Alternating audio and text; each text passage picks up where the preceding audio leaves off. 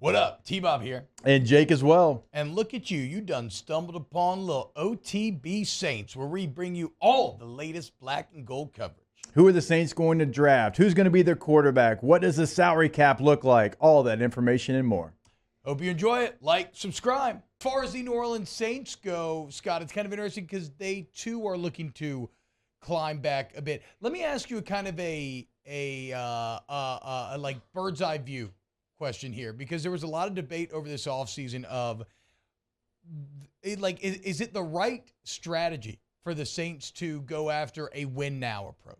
Right, because like you have Bill Barnwell at ESPN talking about how that's why he graded their offseason so poorly, because he thinks, yeah, sure, they got better, maybe they're going to win the South, but like, what are they ultimately going to win? Blah blah.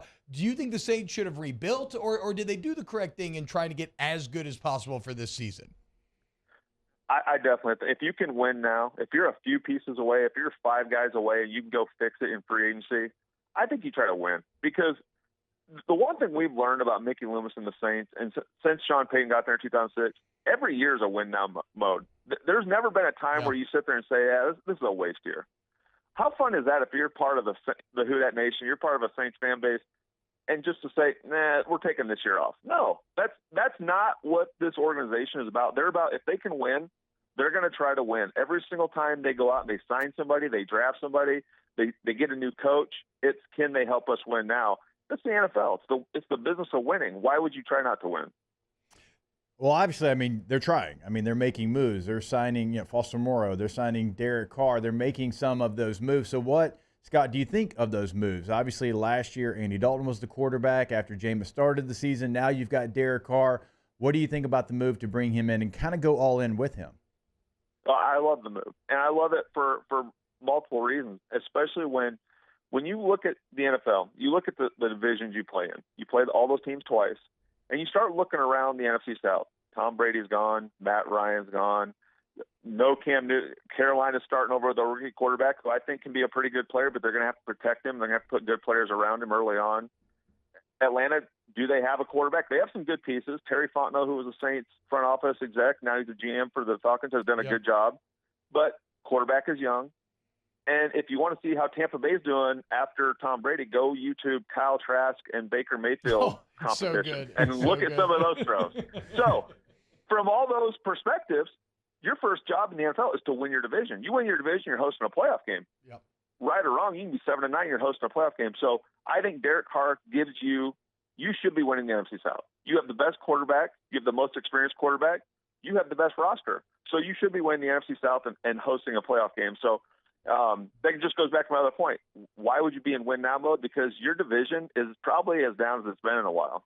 Well, and Scott, I feel like it's uber important for the Saints. If you just look at franchise history, I think there's a lot of value for them being able to prove that they can win outside of the Breeze Payton era, right? Like it needs to feel like you're not going to immediately fall back to wearing bags over your heads or being the Aints. And this year, you seem really well positioned to do so. I want to ask you about the defense. Obviously, it's the side of the ball that you know inside and out. And last year's defense was like a mixed bag where statistically by the end of the year, okay, actually the numbers are really good, but they kind of never felt uber threatening or imposing. How do you evaluate the Saints defense from last season and going forward into this year? Yeah, I think the Saints defense was a little disappointing last year. We've gotten so used, I would say the last 5 years, of seeing a dominant defense on the field, especially against, they played as good against Tom Brady as anybody in the NFL. So we just got used to seeing that team and saying, well, why did that team not show up this week? I think what happened last year's defense was, and I hate when people throw injuries out in the NFL. Everybody has injuries. But when you're missing guys like Marshawn Lattimore and you're getting thin along the defensive line, and Pete Warner missed a bunch of games who was playing really well. So they had injuries. But I think more than that is the Saints offense was so abysmal that it affects you defensively. True. When you're playing a lot of snaps and your offense isn't converting third downs, and it's demoralizing. And you can feel that.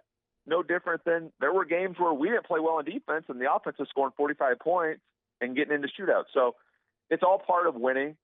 Not everybody's going to show up every single week or every single year. The offense didn't show up much last year, and I think that really affected the defense. Scott, when you take a look at this roster, and obviously there's questions, what's the biggest question for you though? Is it on the offensive line? Is it pass rush? Is it, middle linebacker, a position you know very well? Where do you kind of say, okay, well, I still like to see something from this group? Yeah, I always start in the trenches. I think last year, the offensive line, we saw so many injuries. We saw guys who were third, fourth string, guys signing off the street starting on Sundays. So Yeah. I think this offensive line needs to get back to what they were the last 3 or 4 years, where they were one of the top units in the league, controlling the line of scrimmage. If you can do that, the Derek Carr signing, all those other things, the pieces at wide receiver, the running back position, all those things take care of themselves on the offense. Because I think, I'll go back to the division comparison. I think the Saints are as good as any other team in the division offensively at every single position. And defensively, you can say the same thing. More needs to be done in the pass rush. The Saints have put a lot of time and effort into addressing somebody besides Cam Jordan getting after the quarterback. And I think that is the biggest problem that the Saints have had on defense the last couple of years and will be this year. Yeah, like, where is Peyton Turner? I mean, it's like the exact same question that we asked about Marcus Davenport for years. Now, eventually he flashed, but then just took an immediate step back. So I don't know. I mean, maybe Granderson will.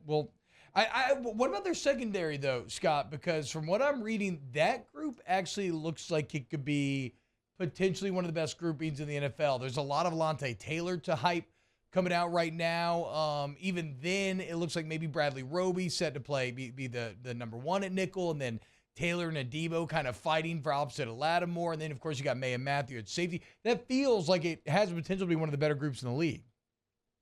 Yeah, and they need to be, because if you look at, I'll just go back to 2006 under Sean Payton.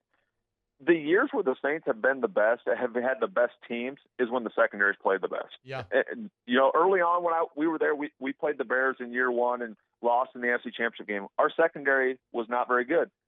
They fixed the secondary, added pieces, Jabari Greer, drafted Tracy Porter. Yeah. Roman Harper playing at Pro Bowl level. Yeah.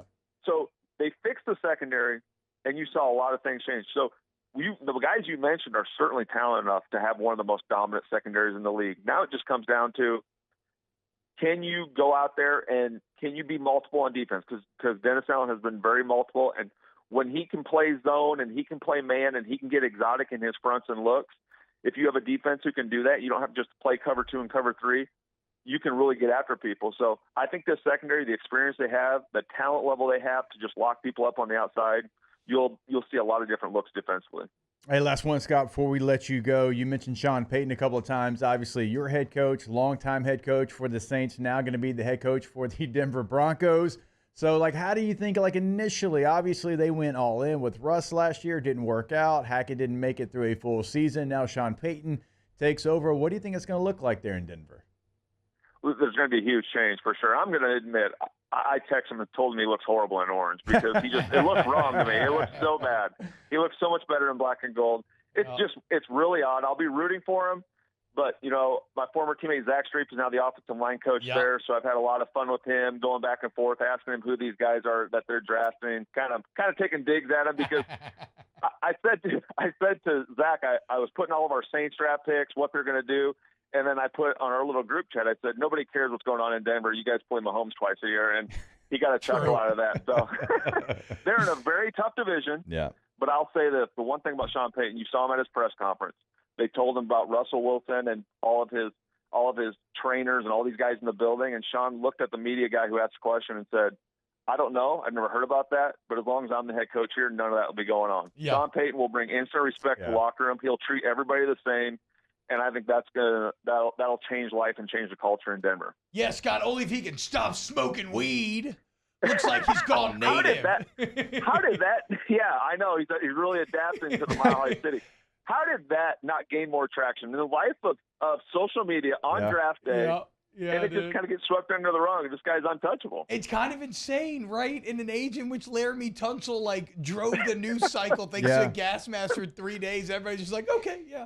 I mean, look, granted, it's probably where we should be at with weed because whatever. But But still, dude, that kid, I mean, is that his son's friend, whoever that kid is? Yeah. You are never allowed back. Not a foxhole guy. You have blown No, it. You definitely could have been not. coming to the lake house. You could have been on the Vail trip. You could have been at top. You could have been at all this, and now you're left on the outside looking in forever. No more private jet for his friend. He's out of the circle of trust, that's for sure. Out of the trust tree. Scott Shanle, at Scott Shanle on Twitter, Super Bowl champ, analyst there on Your View for Saints and LSU. Scott, thank you so much, man. Wow, just amazing black and gold takes right there, Jake. I don't think I've ever heard any takes that are better than the two guys that just gave you that take. And you can keep getting them by going ahead and liking, subscribing, ringing the bell to get notifications when we post. Have a great day. We'll see you on the next OTB Saints.